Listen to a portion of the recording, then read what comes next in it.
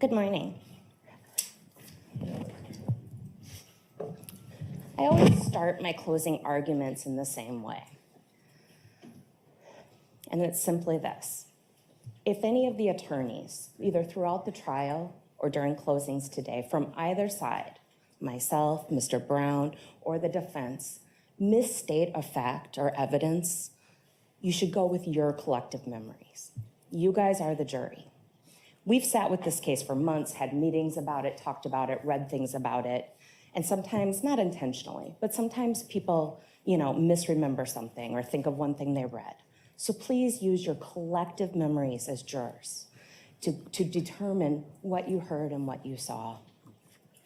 Additionally, it should be the written law that the judge just read and that you will get a copy of that should determine how you process and think of the law.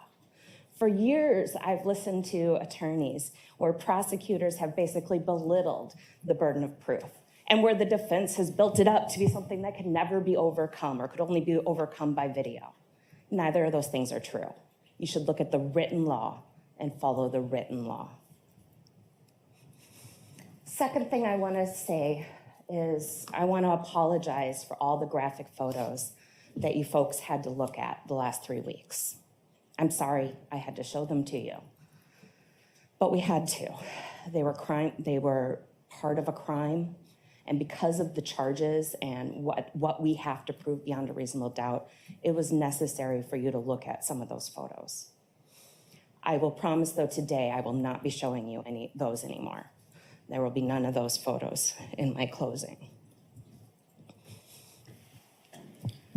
So every case that comes in is kind of like a puzzle. You have to look at it, because obviously you weren't there. But, solving a case and thinking about whether or not a person is guilty or not guilty is like putting together a puzzle. And it's your job as the jury to put that puzzle together. But the question in this case, or why this case is kind of unique, is the person who committed the crime had 8 days to spread the pieces of that puzzle all over the state of Wisconsin, or at least southern Wisconsin. Now, what are the pieces of those puzzle? They're evidence. What is evidence? It's what you saw in this courtroom and what you heard in this courtroom, testimony. People sitting on the witness stand and telling you what they knew. Before we start off going through that evidence, I want to remind you of the background of the events before July 1st of 2021. In June of 2021, Bart and Krista Halderson lived at 4595 Oak Springs Circle with their son, Chandler Halderson. And at that time, in June, they thought that their son had an internship with American Family, although there was problems with the payment. He hadn't been working there about 6-7 months, hadn't been paid yet. They thought their son was attending MATC, that he had already earned a solar certificate there, and that he was enrolled in the IT program and was 1 class away from graduating. They also thought that he was going to soon be going to a job in Titusville, Florida at SpaceX. Now, things became a little suspicious to the father, Bart Halderson, who's an accountant. He's wondering, why is a Fortune 500 company not paying my son when he's working there? And for over a year, he was talking to various people at Madison College or MATC about why he hadn't gotten his son's transcripts, why they couldn't get a meeting, why he hadn't received his solar certificate. He had been emailing with these 3 people, Aaron Hoover, Daniel Spieth, and Alyssa Brandt, and been communicating with them. This all kind of comes to a crescendo or to a head the day before Bart is murdered. And on that day, he has a phone call with Omar Job. He starts off this phone call, you can just tell in his voice, he's angry, because he thinks this college has been giving him and his son the runaround for about a year. They're not doing their job. And so he's kind of aggressive at the beginning of this call. You don't really like him until you know the whole story. And he learns during this call that his son has never earned a solar certificate, that his son is not enrolled in the IT program, that his son owes the college over $1,000, and that Alyssa Brandt, Aaron Hoover, and Daniel Spieth have never worked for Madison College. We see, and that is the background that lead us into the events of July 1st, 2021. On that day is started by Chandler messaging his girlfriend. 7:26 a.m., I hardly slept. 7:27 a.m., I don't know, stuff really hasn't been going well for me lately, so I'm trying to plan for the next thing to fuck me over. We know at 7:27 a.m., his mom leaves for work. She works customer service at Zimbrick. She heads to work. We then know at 7:51 a.m., Chandler messages his girlfriend, yeah, I had a great future planned and it's falling apart. Now, what does he know at this point? His dad does send him a text message the day before saying, I spoke to Omar Job. I honestly don't know if that meant anything to Chandler or not, but things are coming to a crescendo. And what we do know is he texts his girlfriend at 1:04 p.m. I overheard that they may go to the cabin with their friends, and I don't know. But I don't know. We also know that on Bart's work calendar, he has a meeting with Chandler and MATC. I don't know if Bart confronted him the night before. I don't know if Bart was going to see how long this ruse or how elaborate this ruse was going to get. But this topic was going to be discussed, and there would be a coming to terms. We know that at 2:10 p.m., Bart texts Chandler, I'm ready whenever you are. What happened next? Well, we have to look at the evidence. There's a spent shell casing in the basement of the home. There's a bullet fragment, noticeable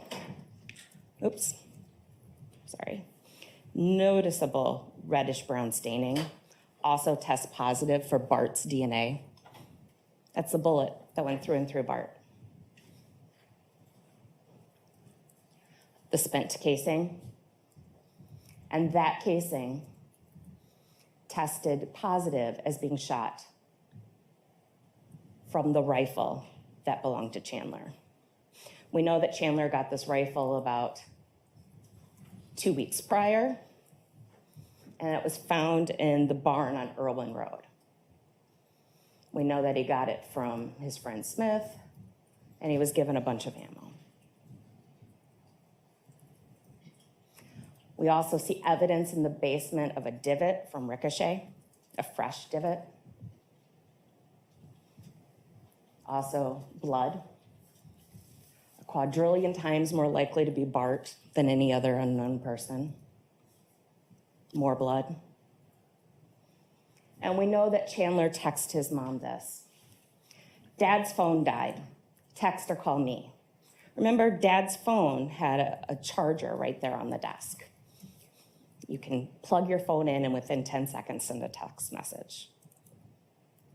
I think here there's a half-truth. Dad's dead. Dad died.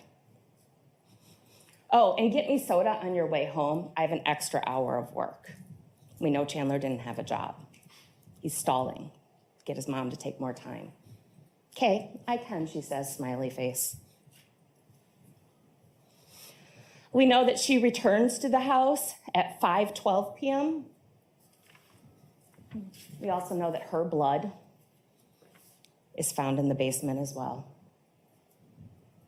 And at 5:11 p.m., Chandler starts writing the following note. Weekend chores, H2O2 and lemon. So that's hydrogen peroxide, which cleans up blood, and lemon, which is a deodorizer. Door handles, move your shit upstairs, get a job. Interesting, if he would have just gotten a job, he wouldn't have had to do the prior 3. And clean the floor.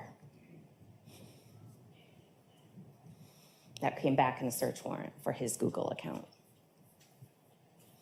We also know at 7:49 p.m., he's in the shower FaceTiming his girlfriend. So he cleans up. He then departs at 8:16 that night for Quit Trip.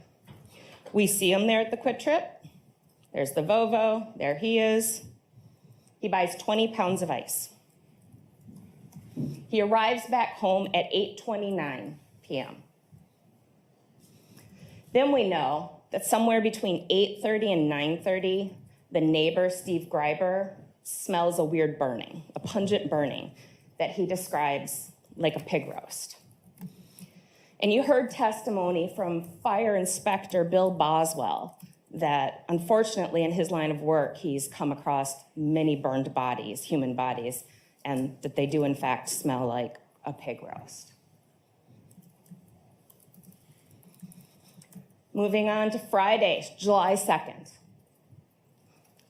We know throughout that night, and I'm not re-showing this video, but there's hours of this video.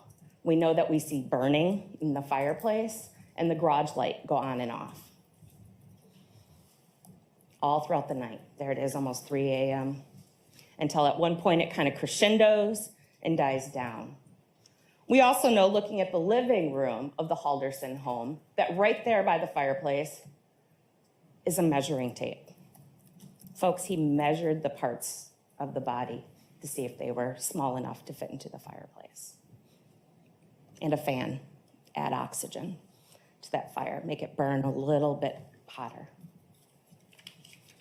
We know that it burned hot enough that it damaged the fireplace. The door shattered, and the paint is visibly peeling and bubbling.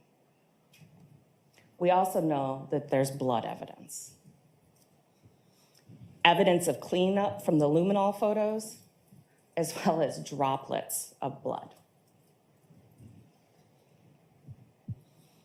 We know that those stains test positive for blood, and that they test positive for Bart and Krista's DNA. There is also some DNA from Chandler. He did cut his foot. We're not disputing that. But he cut his foot in the process of dismembering and blowing and burning his parents, not from playing ball with the dogs. More blood. That's also Dad. And of course, on top of this fireplace that then is made to look all pristine with papers that date to June 23rd, not in the winter from when you would have last actually had a real fire, but from June 23rd, there's a piece of skull. And so Dr. Christina Figueroa Soto gets involved in this case. And she finds bones. She finds lots of bones. They go into this ash trap. I had never even heard of an ash trap before. Clearly, neither had Mr. Halderson. But they find a total of 230 bone fragments. She's able to say 106 of them were substantial enough that she's able to say what they were, that they were human and what parts of the body they're from. 53 from the skull or cranium, 18 from the hands, 24 teeth, 8 vertebrae, 3 long bones, either from arms or legs. There's also evidence in the garage. We have blood staining on shoes. That blood staining tests positive for both Bart and Krista and is identified as blood, not just touch DNA. More staining on the shoes, Bart. And in the shoes, they test the inside of the shoes as well to see whose shoes these belong to. They're Chandler's. They're his size 10 and a half. Oh, and he's wearing them right there. Those are the shoes he wore. In the garage, there's an axe found. And there's blood staining on this axe. It's positive for human blood on the hilt. It's positive for human blood on the head. On the head of the axe is both Bart and Krista's DNA. On the hilt is both Bart and Krista's DNA. And look at those numbers. A quadrillion times more likely to be those two than an unknown person. That's 1,000 times the world's population. And on the handle, Bart and Krista's DNA as well. We know at 7:02 a.m. that morning, that's a Friday morning of a holiday weekend, okay? July 3rd, Friday morning, a 23-year-old at 7:02 a.m. gets up, drives to Fleet Farm. Again, wearing those shoes. He buys a tarp. There's that tarp, 6x8. That tarp is later found in a trash bin at the Irwin Road property out in the woods.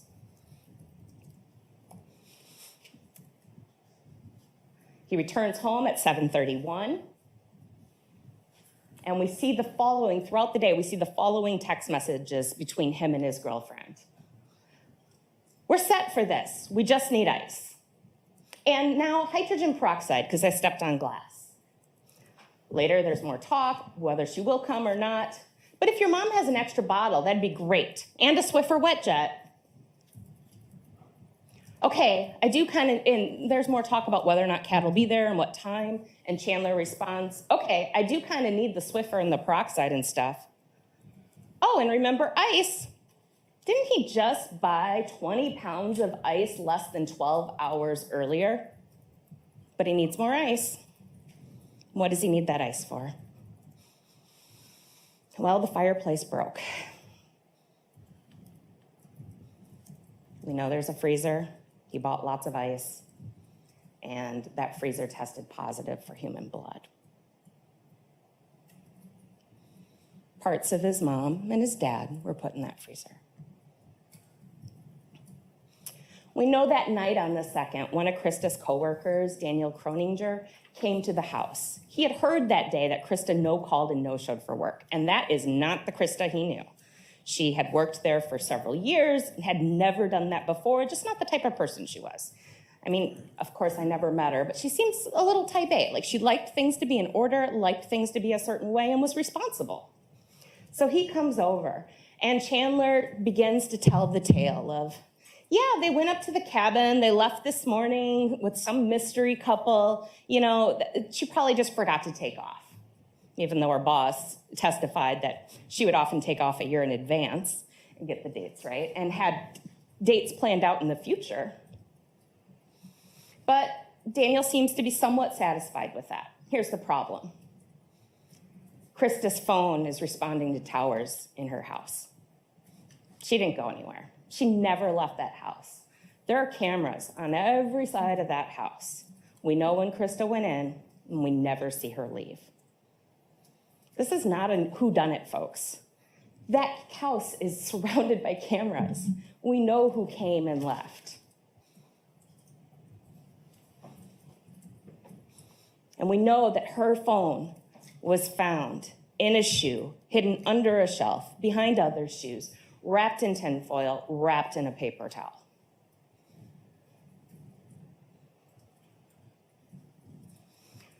Dan leaves about 10 minutes later after talking with Chandler, and Kat arrives and spends the night. And they spend the night on this couch fort. You probably thought, why are they putting in evidence about that? Who cares where they slept? This is why it's important. A normal bed, a queen size, is about 5 feet wide. 2 people can sleep there really comfortably and, for the most part, not disturb one another unless you're a rather light sleeper. But Chandler has a problem. He has body parts in the basement of his home, in the freezer. What if Kat gets a hankering for some ice cream and goes in there like she had before? He needs to be able to control her that night. He needs to be able to know if she wakes up and where she goes if she does. So he builds this, a thing that has walls where you really can't get in and out of it gracefully. It's his way to know where she's at. I'm not sure if his girlfriend realizes how lucky she actually is. Saturday, July 3rd, 2021. Kat leaves at 6:55 a.m. She has a job. And we know at 7:47 a.m., Chandler is once again up and leaving the house, headed for Roxbury. How do we know that he's headed for Roxbury? His Snapchat shows him there. Kat kind of keeps track of Chandler's location, and they snap each other all the time. She finds him there. His phone also puts him there. And he's quite close to where the remains were found. We also know that is an area he frequented. That's a picture of him about a year before, standing there with a knife. And that white tent in the background, that's where they found Mom's legs. Dr. Rogalska performed the autopsy of the legs. And there's only certain things she can tell us from the limited amount of human body remaining that she was able to do an autopsy of. She can say that Krista Halderson was dismembered post-mortem, so after death. She also, looking at a totality of the circumstances, puts the cause of death as homicidal violence. Ladies and gentlemen, I cannot tell you if Krista was shot, strangled, stabbed, or something else. I can't. What I can tell you is we have 5 bullets missing from a magazine, and we know that Bart Halderson was shot 2 or 3 times. So there are 2 missing bullets, but I don't know if she was shot. What I do know is she entered the house, and it was only Bart and Chandler there. No one else. She died of homicidal violence. Manner of death, homicide. And those are legal documents that the ME has to put these determinations on. We know that Chandler arrives back home at 9:31 a.m. Later that day, he goes to Dulce's house, and he returns at 3:07 p.m. And that night, though, we know he leaves his house at 10:08 p.m. And we know he goes up to Portage along the Wisconsin River. From his house to Portage and back. He's up in the Portage area from at least 10:37 p.m. to 11:03 p.m.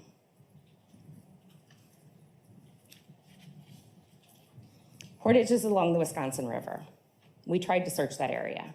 The Wisconsin River has a very strong current. People drown there every year, and we never find their bodies, and their bodies are whole. They attempted a dive. It was unsafe. We didn't find any evidence there. But I think in the totality of the circumstances, that wasn't a nighttime trip to go swimming. We know he returns at 11:30 p.m. And then we go on to July 4th. July 4th is actually the day that is the most eerie to me, because it's like Chandler Halderson pushed pause on his crime and just lived a normal life for a day. On July 4th, he spends the day with his girlfriend and his girlfriend's family. He goes to the farm, uses the pool, eats dinner, they have some sort of barbecue, and he asks permission to return the next day and use the pool. On that day, he does do one thing concerning his crime. Oh, and then he goes to fireworks that night at Dan Croninger's house. He does send this text message that he says tells everyone is from his mom. And it is made from Mom's phone that, again, is in the house, in shoes, hiding in the garage. Made it safely. Can't get anything through, and yes, it's packed. Going to White Lake today for the parade. We'll be home Monday night or Tuesday early. Love you lots. Mom ended a lot of her text messages to Chandler. Love you lots.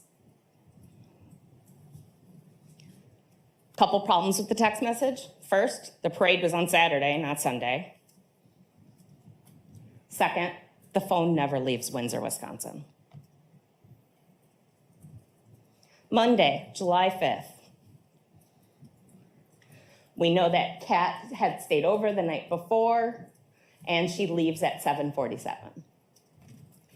We know that that day is supposedly Chandler's big doctor appointment at 2 p.m.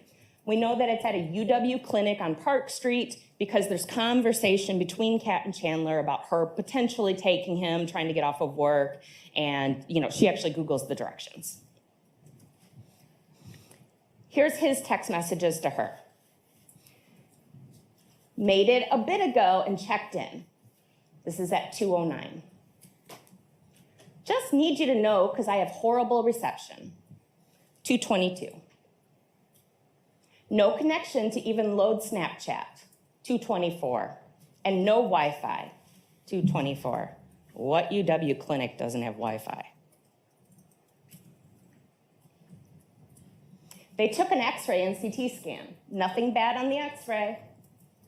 CT scan, hun. They haven't determined anything, but with my legs, like they were, and I gotta wait to hear what they determined. Chandler never went to any doctor's appointment. He's at home, sending these text messages to his girlfriend, keeping up his ruse. Nowhere close to Madison, certainly not on Park Street. He does leave the house, though, that day. At 4:30 p.m., he goes to the farm. We know about that. He leaves a voicemail for Cress, and then him and Cress end up having an interaction, and there's this whole conversation about using the pool. We also hear from both Cress and Dulce that they went by the pool, and there was no Chandler. So they take their little lawnmower. What did Dulce say? Granny's on a lawnmower. And they ride to where his car is. And the back is up, the trunk door, the hatch. And no Chandler. It's by the wood line. They see Chandler at some point kind of exit from the wood line. And indeed, his phone does have him there. And Cress is concerned enough. She thinks something's happening. I don't think she thought this, but she thought something was happening. So she asks the deputies to come take a look out in the woods there. So Brent Baverstock comes. He sees turkey vultures. He knows what he's about to find. He probably thinks he's going to find a whole body, but he knows what he's about to find. And there was Bart Halderson's torso. Dr. Breslauer did the autopsy of Bart's torso. She said he had at least 2 gunshot wounds, possibly 3. She couldn't tell because some of the deterioration of the muscle, whether or not it was like 1 wound tract or 2. So at least 2, but maybe 3. That he was shot in the back at least twice. That there was bullet material located in his body, and that 1 shot was a contact wound. The muzzle of the gun was touching his skin on the back. This wasn't a, oops, the gun went off. This is a, got you. You're dead.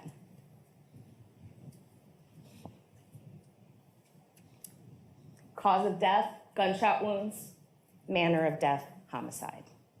Can't shoot yourself in the back. So deputies begin to search this property. It's a vast property, maybe about 45 acres. A lot of it's prairie, a lot of it's woods. But they find this oil drum that has this weird cutout. And so they look in there and they find tools. And those tools then are tested by the Wisconsin State Crime Lab. The all-way handsaw has human blood identified as Bart and Krista. The broken saw blade has blood. It's Bart's. The scissors has blood, Bart and Krista's. And again, look at those numbers, 1,000 times the world's population. There's also some pruning shears. Again, tested positive for human blood, Bart and Krista.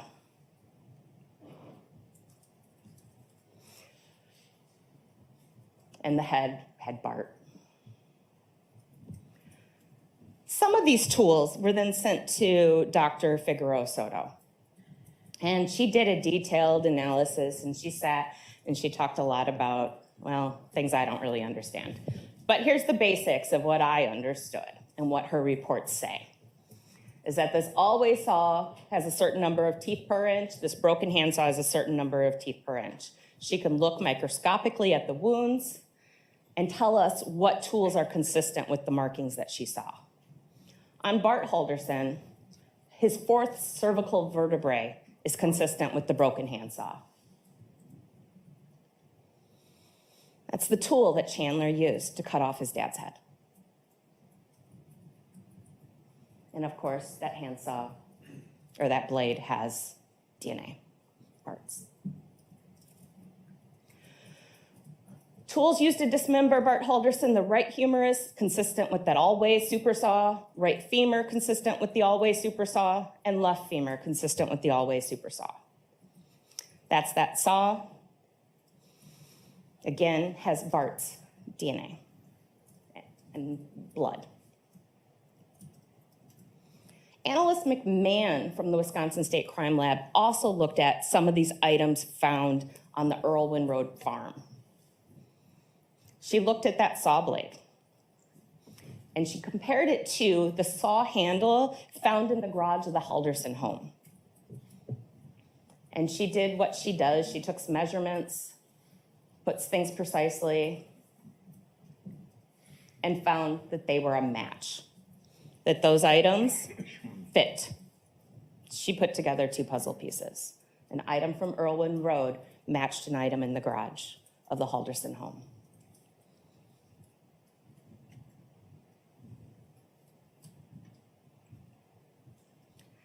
She also took a look at the tarp in the garbage can. And there's a couple links back to the house with this garbage can. There's an extra lid to a garbage can up in that room that was, I think, at one time a bathroom and that they were remodeling. And there's also a matching sort of container in the garage. Inside of that container found on the farm is a piece of yellow duct tape. That duct tape had blood. That was Bart Halderson's. On that tarp inside of that trash bin, there's more yellow tape. More yellow tape. And there's yellow duct tape found at the house. So analyst McMahon pieced these together microscopically to see if they were a match. And she looked at them and found that they were all one continuous piece of tape. That's the tape he wrapped around the tarp to seal up his dad's torso.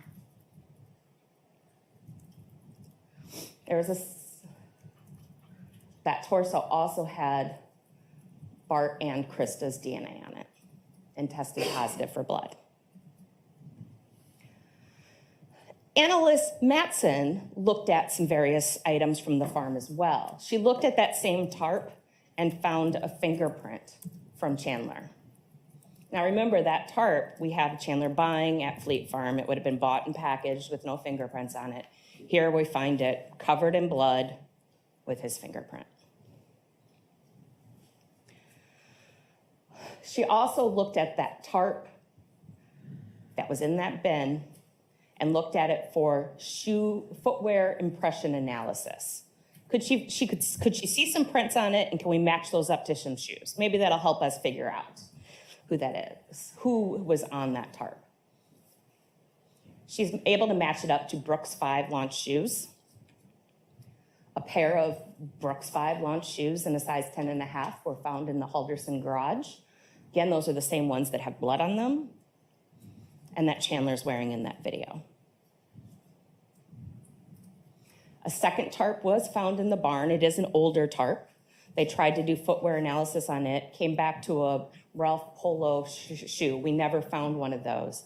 But again, that's an older tarp. We don't know if possibly it was before the homicides or after, or if there was a pair of shoes that were ditched somewhere. But that tarp, once again, is covered in blood that tests positive for both Bart and Krista. Now, you saw a picture of Bart working on that tarp. What you didn't see on that tarp was a bunch of blood stains, because they weren't there. This blood is from this crime.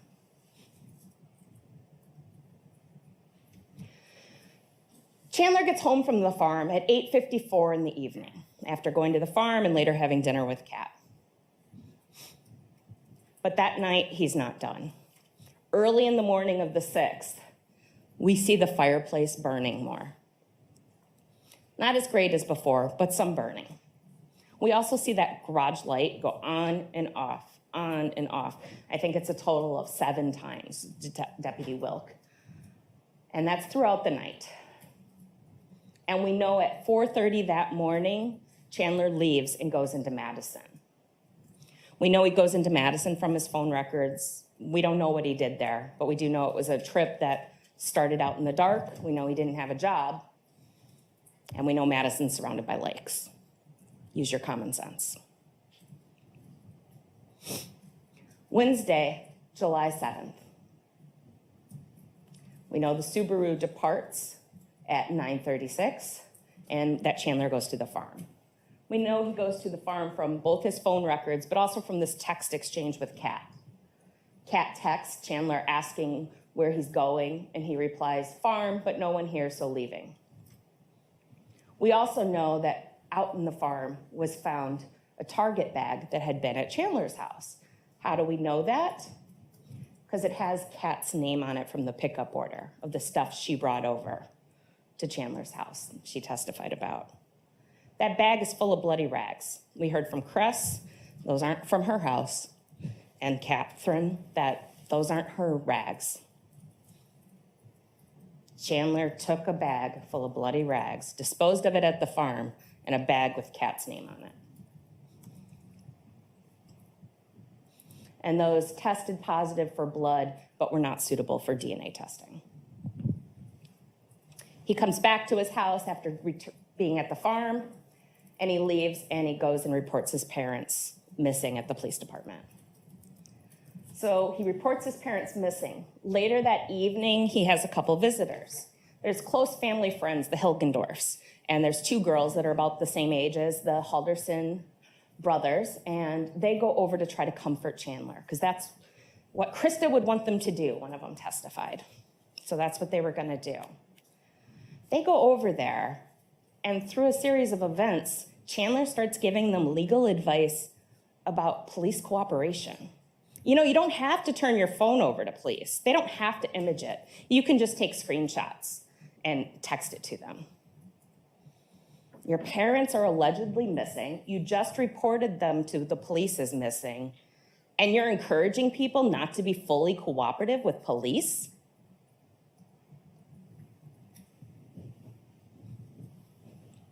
He then later has pizza that night with Mary Sesto and tells Mary Sesto, she starts saying, well, can't they just ping your parents' phones? Wouldn't that work? And he said, no, they can't ping a cell phone. She, disagrees with him. Yeah, you can. He looked her in the eye, she testified, and coldly said, no, they can't. She was nervous enough of Chandler at that point that she testified that she put herself between the exit door and Chandler. At that point, she knew something had happened. She just didn't have the evidence to back it up yet. Just her gut feeling. On July 8th, Chandler goes around the neighborhood and questions neighbors concerning video footage. In all fairness, his uncle did recommend that he do this, but his uncle also said it's to preserve that evidence. If you watch those videos and listen to that audio, when people and his neighbors say, yeah, I turned it over to the police yesterday, he doesn't say, okay, thank you. He starts asking him questions. Does your camera pick up the road? Does it pick up my house? Does it pick up my driveway? He's not trying to help the investigation. He's trying to figure out, are the police on to me yet? He gives media interviews to 3 different stations. And as more and more squad cars arrive, he starts calling the police, asking, hey, what's up? Also that day, on July 8th, he does some Google searches. The timing of these searches is incredibly important, folks. Those searches happened at 9:44 and 9:45 a.m. Torso is not found until 3 p.m. Krista's legs are not found until a week later. And what is he Googling? Body found, Wisconsin. Women's body found, Wisconsin. Wisconsin dismembered body found. Dead body found, Wisconsin. I think it's interesting what he wasn't Googling. Jane Doe, John Doe in hospital in Wisconsin. Car crashes in northern Wisconsin. Crimes in White Lake, Wisconsin. Drownings on Sawyer Lake, where their cabin is. Or organizations that maybe can help start a manhunt. I think it's also worth noting he had 2 vehicles available, never even went looking for his parents. There's a reason. He knew where they were. He put them there. It's also worth noting that the analyst yesterday, Courtney Ripp, testified that she didn't have any Google searches before July 8th to even look at. So that either means that Chandler never Googled anything for the entire time period of those search warrants, or he cleared his history every day. On this day, he was arrested. He didn't have a chance to clear his history. So he's taken down to the station where he gives about an hour and a half, 2-hour interview where he gives the same lie of this mystery couple of, taking lots of alcohol to the cabin, taking a large amount of cash, because, accountants love to keep large amounts of cash around. And at some point, Detective Hendrickson is like, we know you're lying. We know your parents are no longer here. Why don't you tell us the truth? And at that point, Chandler's arrested. So that's the evidence, folks. That's the pieces of the puzzle in this case. It's not a whodunit. Cameras all around. We know that Bart and Krista went into that home and never came out, at least as whole people. That their bodies were found dismembered, discarded, and hidden throughout the southern half of Wisconsin. That's what the evidence shows. We have experts from DNA, fracture matching, trace, footwear, fire inspector. We have bones in the ash trap. Chandler Halderson killed his parents. But I think it's very important to point out that Bart and Krista Halderson are not a puzzle. It's a good metaphor. It's a helpful metaphor, perhaps, to look at evidence. But they are 2 people that were very much alive on June 30th of 2021. They are 2 people that deserve to be treated with dignity and respect. They were somebody's spouse, somebody's parents, somebody's brother, somebody's sister. They were loved by their neighbors. They had close friends. They had jobs. They were normal folks just trying to live a normal life. They don't even get to be buried next to each other. Ladies and gentlemen of the jury, I'm asking that you give justice to Krista and Bart Halderson, and that you treat them with the dignity and respect that their own son has never given them. Thank you. Thank you, Attorney Raymond.